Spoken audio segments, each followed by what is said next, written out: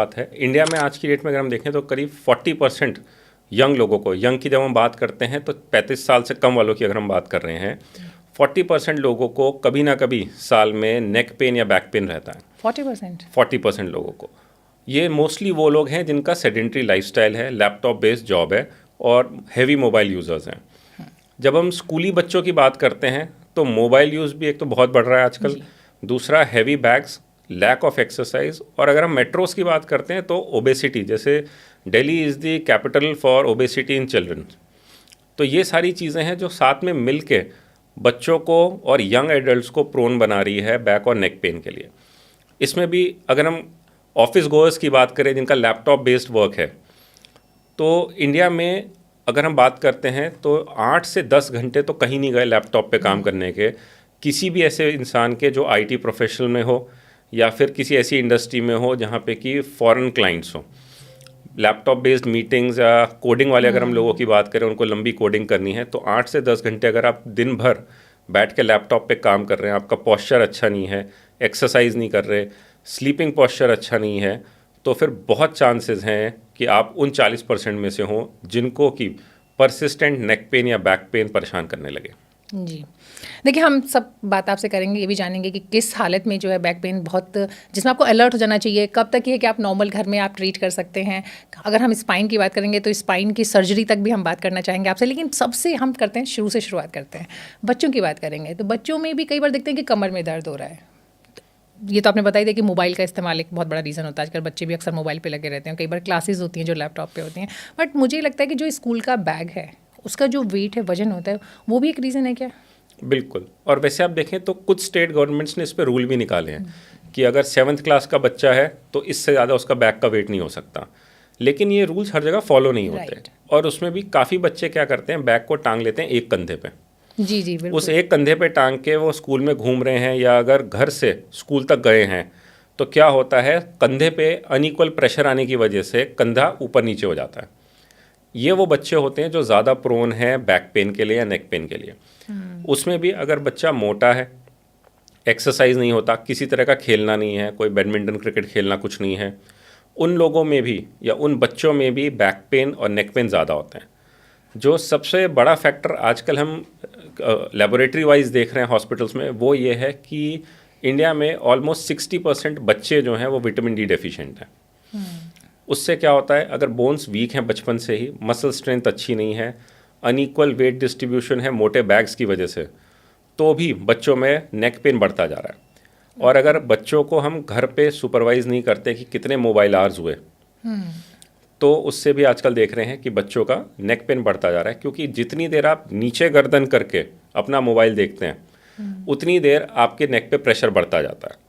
उसमें काफ़ी सारे स्टैटिस्टिक्स भी हैं, जैसे अगर ये मोबाइल है मेरा और मुझे इसको देखना है, अगर मैं सीधा ऐसे ऊपर उठा के इसको देख रहा हूँ, मेरी नेक पे प्रेशर कम है। लेकिन अगर मैं नीचे करके कोई लंबा मैसेज टाइप करता हूँ या बहुत देर तक कुछ पढ़ता हूँ, तो जितने डिग्री मेरी गर्दन ज़्यादा मुड़ती है उतने परसेंटेज स्पाइन पे प्रेशर बढ़ता जाता है। तो आमतौर पर ऐसे तो कोई देखता ही नहीं है, सब ऐसे ही देखते हैं। हाँ, हमको आदत है कि हम मोबाइल जब भी देखते हैं लैप में रख के देखते हैं। बट अगर हम स्टैटिस्टिक्स को देखें, हर 10 डिग्री का एंगल जो होता है वो 15% तक हमारी स्पाइन की डिस्क पे प्रेशर बढ़ा देता है। तो अगर मेरे को अपना मोबाइल पूरी गर्दन नीचे करके अपने लैप में रख के देखना है, तो ये आप मान के चलिए कि as compare to the stress on my neck, जब मैं सीधा देख रहा हूँ और जब मैं नीचे देख रहा हूँ, ये 4 गुना तक बढ़ जाता है। 4 गुना का मतलब ये है कि मेरी स्पाइन की डिस्क, जो कि मेरे को बिना किसी सिम्टम के आराम से सर्व कर लेती 60 साल तक, 70 साल तक, जब मैं गर्दन नीचे करके मोबाइल पे रोज़ काम कर रहा हूँ 2 घंटे या लैपटॉप पे भी, तो मेरी स्पाइन जो है 4 गुना ज़्यादा लोड झेल रही है। तो आप खुद ही सोच सकते हैं कि इस लोड से मेरी स्पाइन की डिस्क जो 60 साल तक बिल्कुल बढ़िया चलनी थी, हो सकता है 30 साल या 35 साल तक बढ़िया चले और उसके बाद फिर मेरे को नेक पेन शुरू हो जाए। ओके, तो यही रीज़न है स्पॉन्डिलाइटिस का भी? सबसे उभरता हुआ रीज़न तो यही है जी। इसके सिवा कुछ और चीज़ें रहती हैं, जैसे अगर हम नेक पेन की खास तौर से बात करें, सर्वाइकल स्पॉन्डिलाइटिस एक बड़ा कॉमन वर्ड है जो हम यूज़ करते हैं। बिल्कुल। अगर हम एडल्ट्स की बात करें, लैपटॉप और मोबाइल डेफिनेटली 2 कारण हैं। उसके सिवा प्रॉपर पोस्चर, या अगर हम सिटिंग हैबिट्स की बात करें, एक बार में आप कितनी देर बैठ के अपना लैपटॉप यूज़ कर रहे हैं या मोबाइल यूज़ कर रहे हैं, उससे भी फ़र्क पड़ता है। जैसे अगर कोई मीटिंग चल रही है 4 घंटे, अगर सुबह शुरू हुई और लंच टाइम तक चली, आप परसिस्टेंट अपने लैपटॉप के सामने बैठे हैं गर्दन नीचे करके और सारा फोकस अपने लैपटॉप पे लगा के, तो आप ये मान के चलिए उतने 4 घंटे के लिए आपने अपनी स्पाइन को लोड करके रखा खराब पोस्चर में। तो लैपटॉप तो यूज़ करना अगर आपकी अनिवार्यता है तो आप उससे भाग नहीं सकते अगर आपका प्रोफेशन है, लेकिन आप पोस्चर सुधार सकते हैं।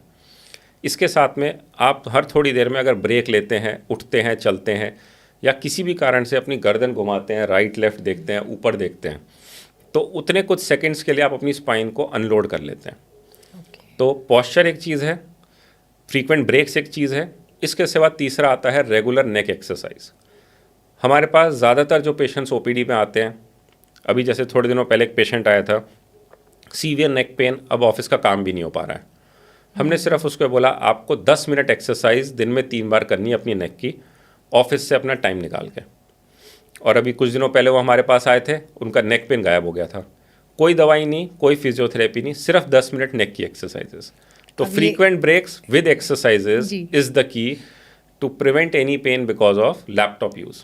अब आ रहा है मेरा इंपॉर्टेंट क्वेश्चन क्योंकि आपने बता दिया हमें कि सिर्फ कुछ मिनट एक्सरसाइज करके आप या तो प्रिवेंट कर सकते हैं सबसे पहले तो, या फिर अगर हो गया है आपको प्रॉब्लम, पेन हो गया है नेक में, तो आप उसको भी डील कर सकते हैं बिना दवाई, बिना सर्जरी और बिना किसी ट्रीटमेंट के। बिल्कुल। अब ये कौन से एक्सरसाइज होंगी? इसमें 2 तरह की एक्सरसाइजेज होती हैं। एक होती है पोस्चर करेक्शन एक्सरसाइजेस, एक होती है strengthening exercises. Normally strengthening exercise की जब हम बात करते हैं तो उसका पर्पस होता है नेक की मसल्स को मजबूत करना, ताकि वो आपकी नेक को होल्ड करके रख पाएँ एक पर्टिकुलर पोस्चर में। उसमें 2 तरह की एक्सरसाइज होती हैं। एक होती हैं फ्री एक्सरसाइजेज, जिसमें कि आपको अपनी नेक की मसल्स को चारों डायरेक्शंस में मूव करना है, ऊपर नीचे, रिपीटेड काउंट्स में, जैसे 10 के काउंट में, राइट में भी, लेफ्ट में भी, ऊपर भी, नीचे भी। इसके बाद एक दूसरी एक्सरसाइज आती है जिसमें कि हमें नेक की मसल्स को स्ट्रॉन्ग करना है। जैसे अगर मैंने अपने एक हाथ से नेक को रेजिस्ट किया, मैं अपनी नेक से राइट साइड में जोर लगा रहा हूँ और राइट हैंड से मैं अपने नेक को राइट में जाने से रोक रहा हूँ, तो क्या होगा, मैं इधर दम लगाऊंगा, मेरा हाथ रोकेगा। तो मेरी ये वाली जो मसल्स हैं ये काम करेंगी जब मैं राइट में कर रहा हूँ या लेफ्ट में कर रहा हूँ। इसी तरह आगे से, इसी तरह पीछे से। ये कुछ एक्सरसाइजेज होती हैं जिनसे हम नेक की मसल्स को स्ट्रॉन्ग करते हैं। बट हम जब नेक की मसल्स की बात करते हैं हम कभी शोल्डर्स को भूल जाते हैं, क्योंकि ये मसल जिसे हम कहते हैं ट्रेपेजियस, ये नेक और शोल्डर के बीच का एक ब्रिज है।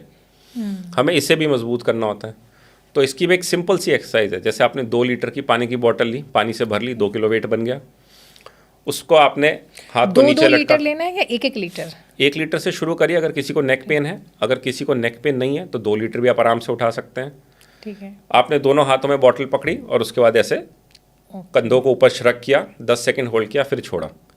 ये बहुत अच्छी एक्सरसाइज है। अगर आप 10 से 15 रिपीटेशंस करेंगे आपकी इन मसल्स को डेवलप करने के लिए, जो कि आपकी नेक को होल्ड करके रखती है जब आप लैपटॉप में लंबा देख रहे होते हैं। इसके सिवा कुछ एक्सरसाइजेज होती हैं जिसको हम पोस्चर करेक्शन के लिए कहते हैं।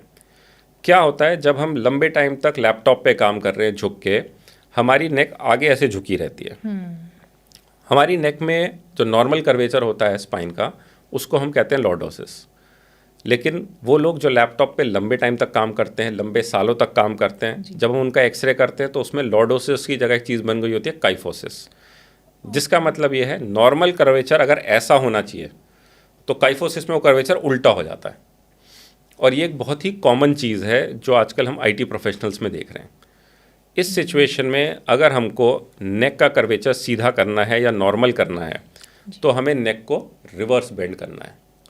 इसमें 2-3 तरीके हैं। अगर आपके पास हाई चेयर है ऑफिस में तो आप थोड़ा सा रिलैक्स होकर ऐसे बैठ जाएं और अपनी गर्दन को पीछे टिका लें। गर्दन को लटकाना नहीं है, टिकाना है, सिर्फ ऐसे कि पीछे गर्दन झुकी रहे। इससे भी आपकी नेक की वो मसल्स या वो कर्वेचर जो आपका ख़राब हो रहा है वो आपका ठीक हो जाएगा। इसके सिवा जब आप घर जाते हैं, अगर आप बहुत मोटा पिलो लगा रहे हैं वो भी आपको एडवाइजेबल नहीं है। थोड़ा सा अगर आप पतला पिलो लगाएं या एक फोल्डेड टॉवल रख लें अपने शोल्डर्स के बीच में और थोड़ी देर सीधा लेट जाएं ताकि आपकी नेक पीछे को रिलैक्स हो जाए, वो भी हेल्प करता है पोस्चर करेक्शन में। तो ये 3 तरह की मेन एक्सरसाइजेज हैं जो हार्डली आपका एक टाइम में 10 मिनट से ज़्यादा नहीं लेंगी। और अगर आप दिन में 2 बार कर लें तो भले आप लैपटॉप यूज़ करते हो, लॉन्ग आईटी करियर हो आपका, आप नेक पेन से बचे रहेंगे। कुछ लोग बहुत 2-2 3-3 तकिए लगा लेते हैं, मोटे मोटे और काफ़ी सॉफ्ट। वहीं कुछ लोग होते हैं जो कि बहुत पतला सा या वो लगाते हैं। तो आपके हिसाब से कितने इंच का तकिया होना चाहिए और सॉफ्ट होना चाहिए, नॉर्मल किस तरह का होना चाहिए आइडियल? तकिया हमेशा आपका सेमी सॉफ्ट होना चाहिए, बहुत हार्ड नहीं।